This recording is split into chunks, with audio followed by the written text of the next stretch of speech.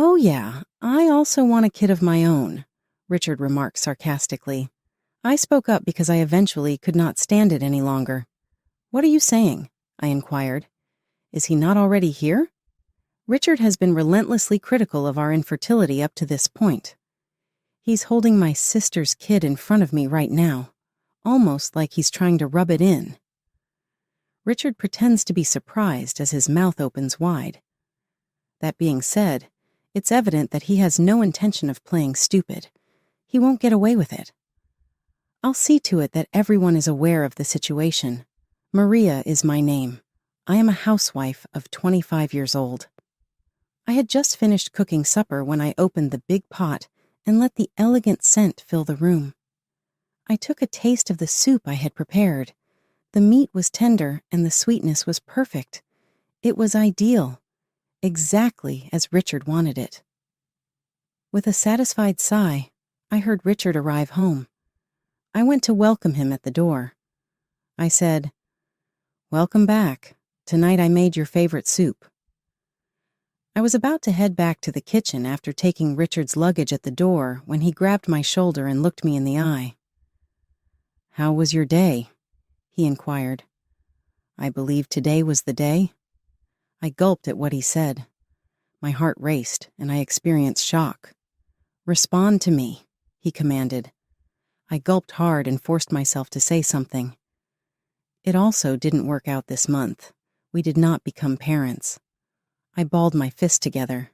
Richard let out a long sigh at this. His frustration was obvious as he questioned, "Why can't we have a child?"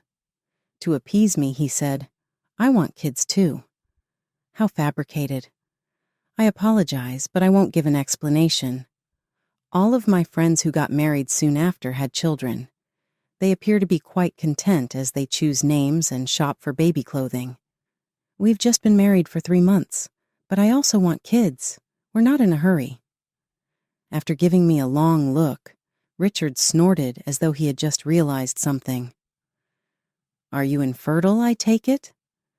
"Perhaps you need to consult a gynecologist," he remarked indifferently.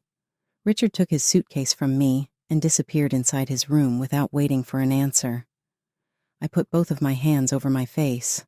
I'd like to bring a child into the world and treasure each tiny victory as they develop.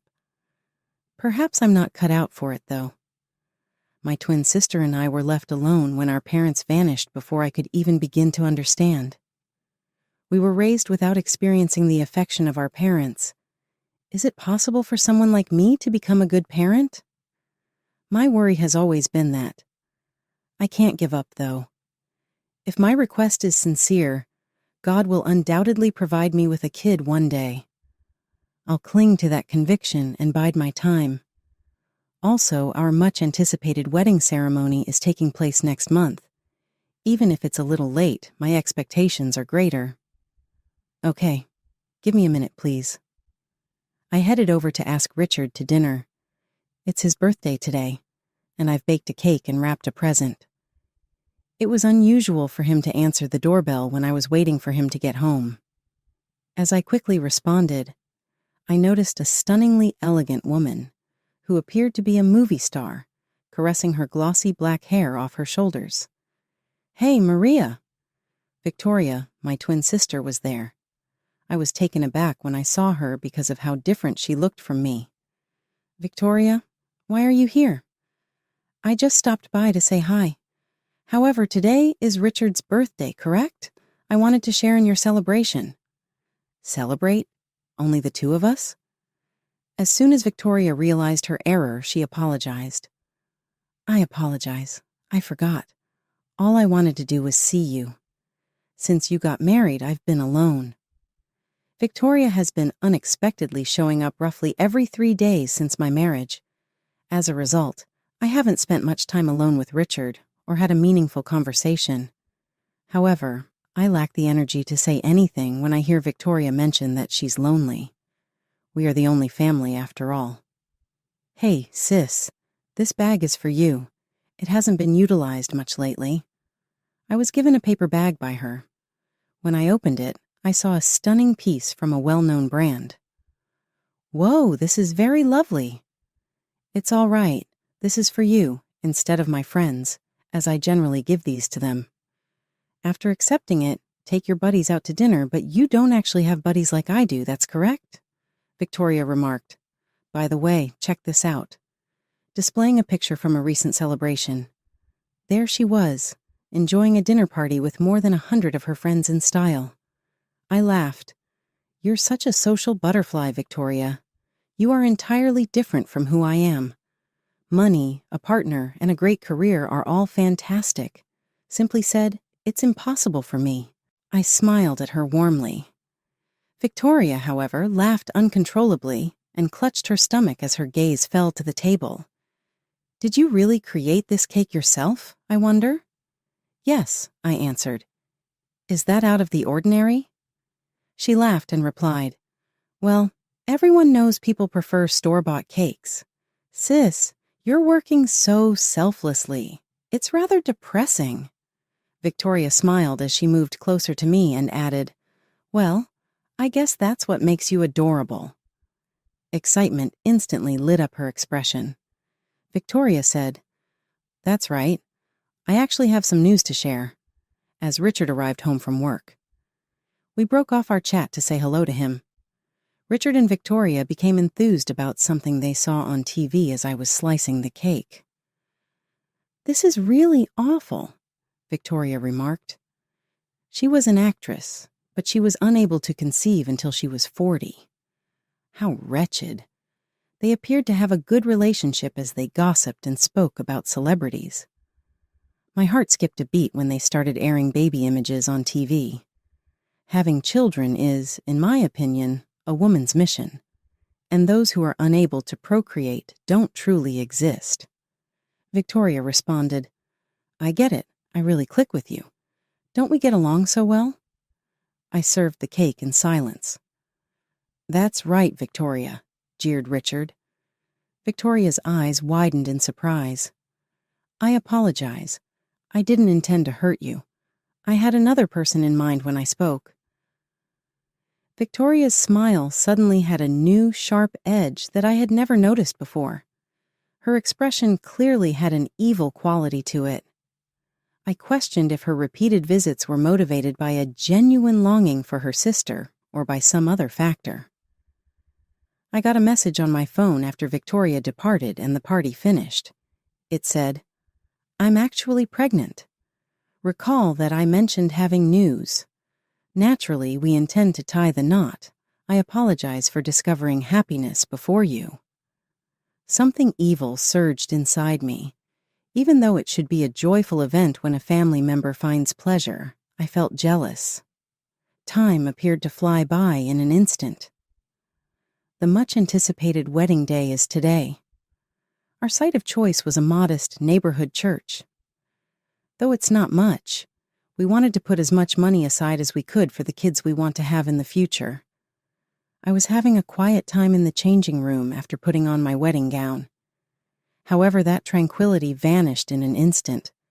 With a loud boom, the door flew open. Yes, I am present. Many congratulations, big sister. Victoria made a declaration. I looked around in shock to find my sister. I was in for an even more startling sight. Hello, Victoria. What's up with that outfit? You shouldn't wear white to a wedding. After taking a deep breath, I said, Victoria had on a dress that was all white. I tried to avoid it, but I just fell in love with this dress. She apologized in an overly dramatic manner. Furthermore, it fits me, doesn't it?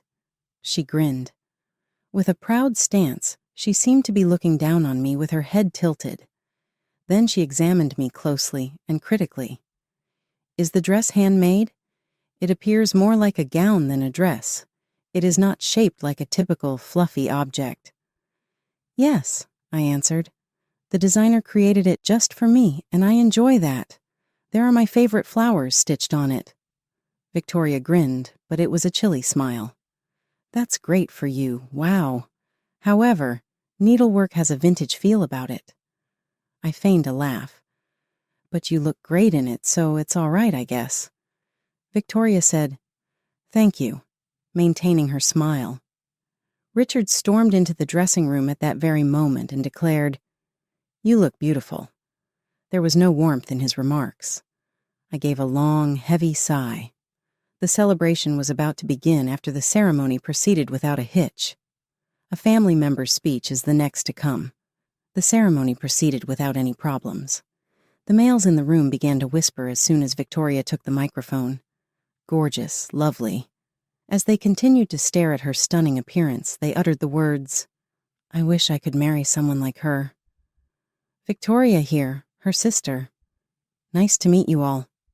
Victoria greeted everyone. "We appreciate your attendance, despite a few seats being empty today. The rate of absences at the reception was 30%. Victoria's pals were supposed to arrive, but none of them did. As you can see, my sister only has around 8 friends overall. Typically, she stays home alone over the holidays, nibbling on food and checking her phone. Isn't it just so sad? The visitors laughed, and I felt my face's blood flow stop. "Victoria, could you please clarify? This is a reception for a wedding." Victoria went on, "But I love my sister just the way she is, despite my discomfort. Please, Richard, bring my sister joy." With an almost beautiful grin, she gave a round of applause.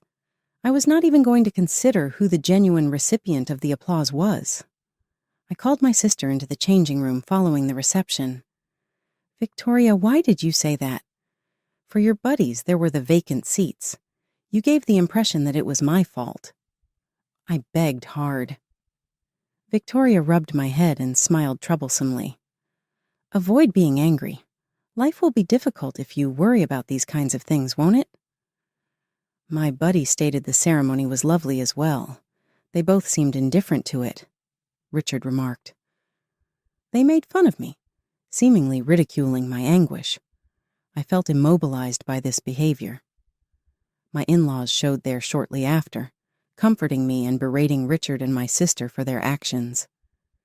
My in-laws expressed their regret for their son's actions, saying, "We're truly sorry."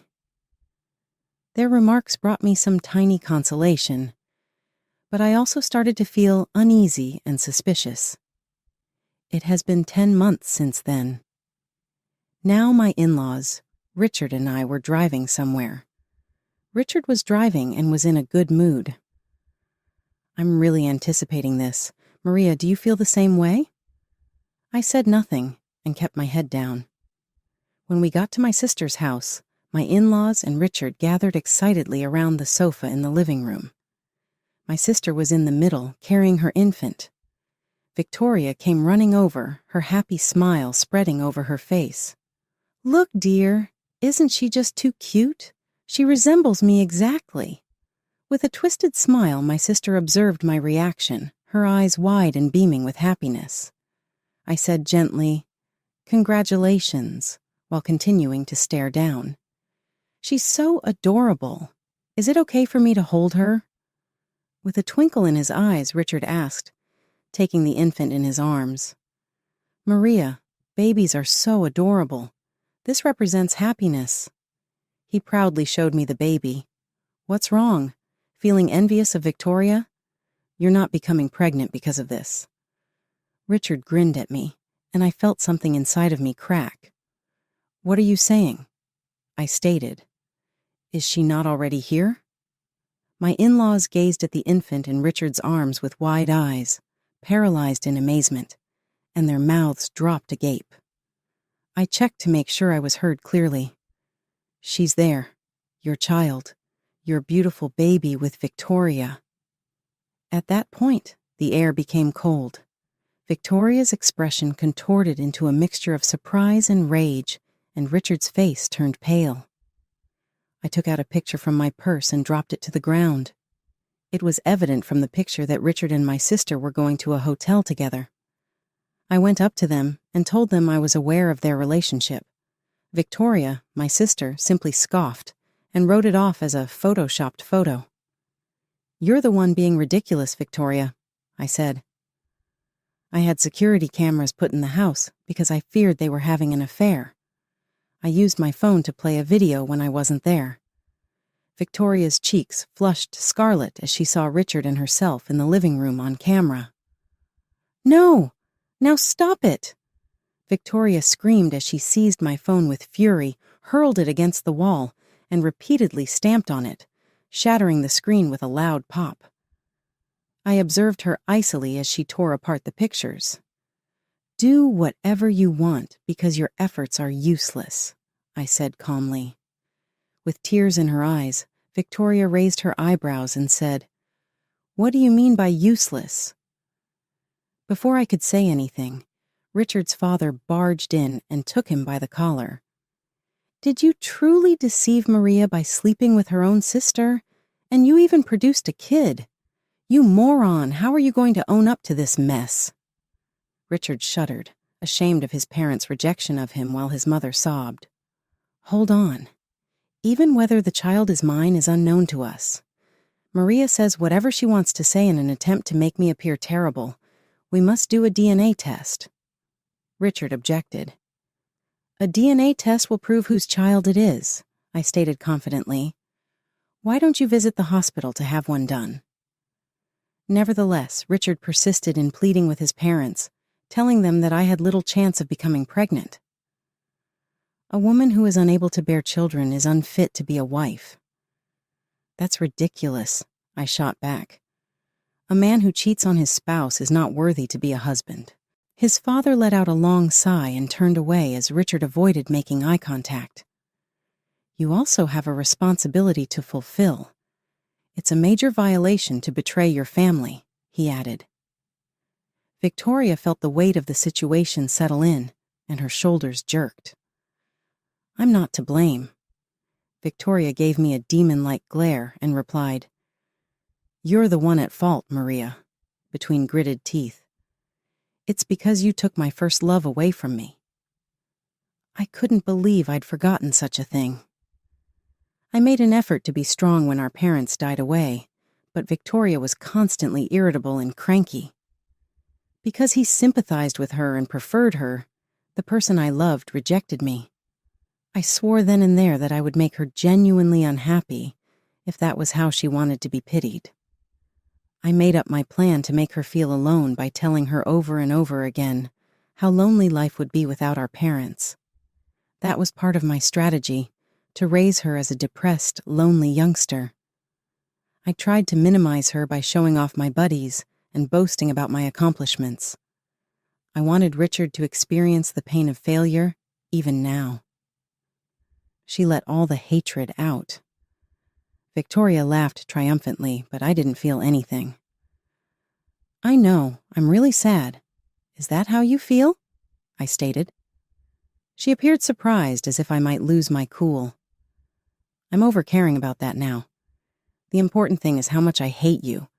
It hurts to realize that you have been controlling me for such a long time because I loved you so much. I'll see to it that you suffer the same consequences as you have me," I said coldly. Victoria flinched away in terror when I mimicked her laugh, maybe because my facial expression was so uncomfortable. I responded, "Just wait and see," and I walked out of the home. After our divorce was formalized months earlier, Richard had gone, most likely to go live with my sister. I attended a wedding today. I wore a big, thick sweater over my dress to keep it fully covered because it was freezing. With more than 100 people in attendance, the wedding was held in a huge church. I was unable to see the bride and groom well because of the thick throng. They probably felt the same way. Applause erupted as the bride and groom entered the room. As the priest started the vows, he asked Richard whether he had taken Victoria as his wife, promising to be there for her through good times and bad, riches and poverty, and health and illness. Victoria and Richard were married today. Victoria publicized their shotgun wedding on social media a month after our altercation, which is when I learned about it. She disclosed in her piece that they had been preparing the wedding for a long time, maybe even before my own wedding, and shared information about it. Victoria hadn't asked her pals to my wedding for this reason. She had promised to set up a group chat so she could personally verify the attendees. I originally saw her desire to lighten my load amid the stressful wedding planning as a nice act. Looking back, though, it appears that she most likely never started that group chat and made up the attendance. The reason no one attended the event was that nobody was formally invited. Richard invited only those he knew well or with whom he had a passing relationship. Richard never introduced me to any of his close pals. It's still unclear whether Richard had a relationship with my sister before getting married to me or whether time was just off. However, it's obvious that they wanted this wedding to be special to them, possibly to sever my relationship with Richard. How am I supposed to accept that? I spent a lot of time and affection on Richard. That they would ruin someone else's life to achieve their own pleasure is inexcusable. As the wedding ceremony came to an end and the celebration got underway, I reiterated my resolve to get retribution. It was a busy buffet-style event with a large number of attendees. As the staff said, "Now we'll present a congratulatory video." I remained in the shadows. "The groom's parents have sent us a special message because they are unable to be here today. Please pay attention." The moment Richard's parents appeared on the venue's screen, Victoria and Richard were taken aback. Their eyes were keen like predators, even though they were grinning. I grinned as soon as the video began. "Richard and Victoria, congratulations on your marriage." The video opened, with the pair grinning. "I appreciate everyone's presence today. We would like to provide you with a gift as a symbol of our appreciation." Murmurs of excitement moved through the throng. "A talent with words? What is it?" a person inquired. "It's a gift of words," the mother-in-law cut in. "It's your time now." The mother-in-law went on. "Look at the bride there. She's Richard's mistress and she's also his wife's sister." Her once calm expression turning ominous. "Are you listening? These folks are adulterers, not simply a recently married couple. We will cut all connections with them going forward and never recognize their marriage." The harm was done when the camera abruptly stopped, but Richard's cry could still be heard across the room. The stunning news startled the guests into silence. Richard shot to his feet, attempting to turn the tide. "Everyone, that was just my parents' joke. I believe that was a little too offensive." There were confused murmurs from the crowd. As Victoria reached for the microphone to excuse herself, I grabbed it away from her. "It's true," I said. Then I took off my cardigan to show off my white dress. "When I married Richard a year ago, I wore this outfit. Richard, you remember, don't you?" Richard froze in disbelief, his face going ghastly pale. I took advantage of the opportunity to take pictures out of an envelope and distribute them all over the place.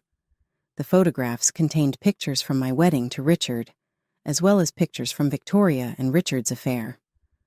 There were sufficient copies to give to each attendee. I inhaled deeply as I looked around the chaotic arena, experiencing a mixture of relief and fatigue. I had really completed the task. When everything had calmed down, I fell, stunned. I felt a hand suddenly seize my collar. I looked up and saw Victoria's shocked, wide-open eyes. "What brings you here? You were not given an invitation," she insisted. "I didn't tell you the location or the time." I chuckled at her fear. "Victoria, what are you talking about? It was brought up on social media by you. The date was announced in your wedding announcement, and every update talked about the location and your plans. I noticed it immediately.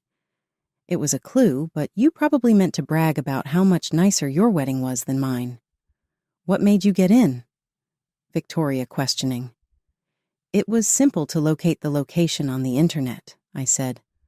"Social media may tell a lot about a person. I'm the bride's sister, thus I'm up for admission. I was permitted in by your buddy the receptionist who recognized me. The bride's sister wouldn't be sent away just because her name wasn't on the guest list." "That video was brought in covertly, wasn't it?" Victoria made accusations. "You mentioned it was unexpected." "That's correct," I replied. "Your in-laws visited my home to offer their apologies. We organized this celebration jointly because they couldn't stand to see Richard and you happy." Laughing, I motioned around the area, noticing that folks were beginning to leave. I remarked, "Look, everybody's walking away." Victoria watched her pals averting their eyes from her, and her cheeks became pale. "What is your reason for leaving? How about the pictures?" Victoria begged. Her pals remarked, "We don't want to be associated with someone who might have committed adultery, even though the photos might be fake. Our own worth would be diminished if we were seen alongside you." "But you know we're friends." Though the hurt was evident in their remarks, Victoria objected. They said, "Well, we were also friends with you because of the brand name gifts and the perks that came with it. Is that the reason we assisted you?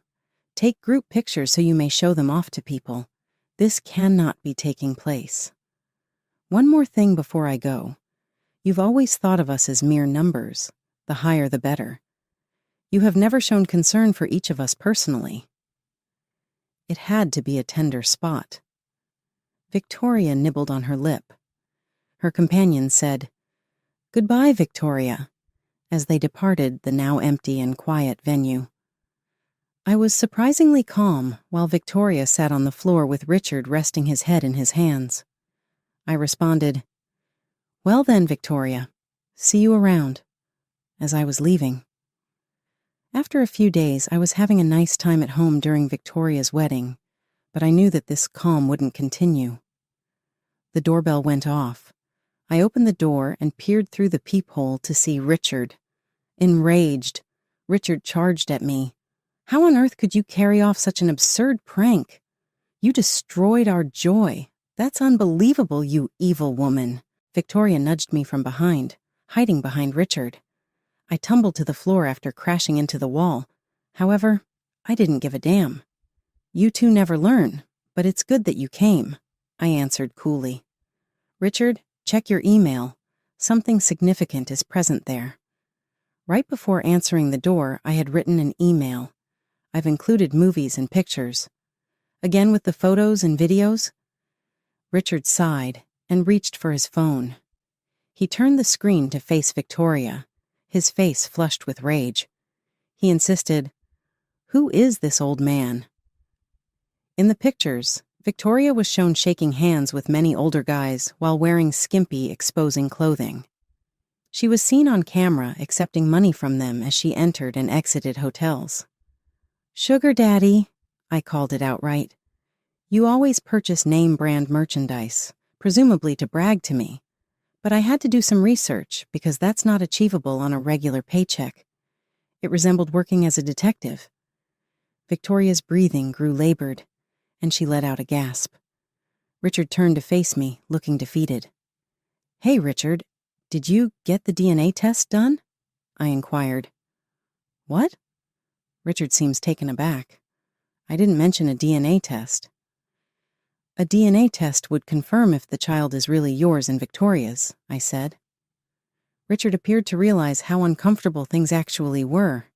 He answered, "You don't need that," but I persisted. "Whose child do you think it is?" I posed a straightforward question. Pulling Victoria's hand toward him, Richard turned to look into Victoria's eyes. "Victoria, did you turn against me, following everything, even the child situation? What are you even saying? You own that child. Are you unsure about me?" "I am, of course. How can I put my faith in someone who dates sugar daddies covertly?" He made a challenge. "You'll consent to a DNA test since you have more faith in Maria than in me, right?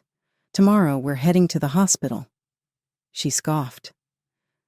Desperate to trust Victoria, Richard held her hand. Victoria muttered, obviously upset. For me, this was sufficient proof. Richard raked his fingers through his hair in frustration. God damn it. I would have thought that having a gorgeous wife would be a source of pride, but this disaster is real. My life has been utterly destroyed by you sisters. Richard exploded with fury, kicking the furniture and storming out of the house.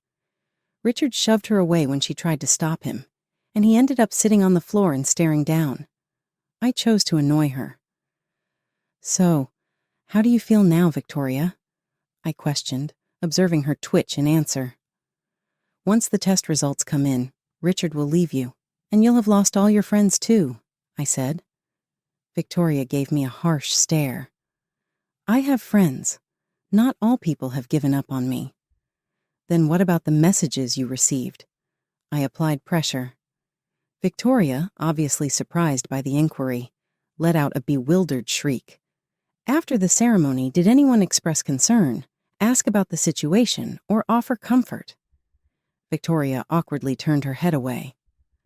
I did get texts during my divorce with Richard, and even after you attempted to make me look foolish with that strange statement. Even though I only have 8 pals, they have all expressed concern for me and offered assistance. Nobody appeared to care about you, in contrast to you, even though you had a lot more friends, I said.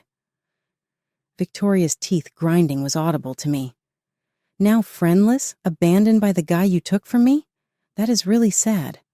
I genuinely mean every word, I responded, unfazed by her response. Suddenly looking up, Victoria cried out, "Pitiable? What are you discussing? That is only your viewpoint. I'm not pathetic. I'm attractive, have a fantastic body, and am respected enough for guys to treat me. You are the pathetic one, full of nothing to be proud of." I answered calmly, saying, "That's correct. Additionally, let me say this. Victoria, you have never been better than me. Not now, not in the past, and not in the future." What? Victoria had a surprised expression. I used to compliment you and say how wonderful your name brand products and large social circle were. Is that what you were hoping for? For me to concede that you were better? But you were never fantastic to me in my life. I looked down at Victoria's backpack on the ground. I don't give a damn about having a lot of friends or about expensive brands. I simply don't value having a large number of friends, therefore I've never strived for that. Thus, Victoria, you were never able to surpass me. What? Not in a manner. You would constantly comment on how wonderful I was and how jealous you were of me, she asked, surprised. I said those things to make you happy because we're family, I said. If someone smiles while boasting, I wouldn't discount it completely. You took the compliments I was giving you sincerely. Victoria, we were the only family we had, and I didn't want to lose you, so I was considerate, I said. Victoria let out a scream, her voice faltering. Speak the truth. You were distressed by your inability to become parents. It no longer matters to me, I sighed in response. I told myself that having children was necessary in my relationship with Richard, but that's not how life works. There are a multitude of individuals and lifestyle choices. I'm going to stop torturing myself over wanting kids. So what then? Victoria started to shake a lot. She was still now, so I pulled her outside the house. I said goodbye to Victoria and slammed the door. Following that, Richard and Victoria were divorced. Since they had invited 100 guests to their wedding, word of their affair traveled rapidly when the DNA test confirmed the child wasn't Richard's. Both Richard and Victoria experienced job loss and difficulty in finding new employment, which made their lives as day-to-day employees challenging. In an attempt to start again, I moved away from my hometown, leaving Victoria and Richard behind. I was going to start over and wipe the slate clean. I'm going to see a buddy of mine who just had a baby today. With a baby present in my hand, I rang the ring. I gave my friend my sincere congrats as she opened the door.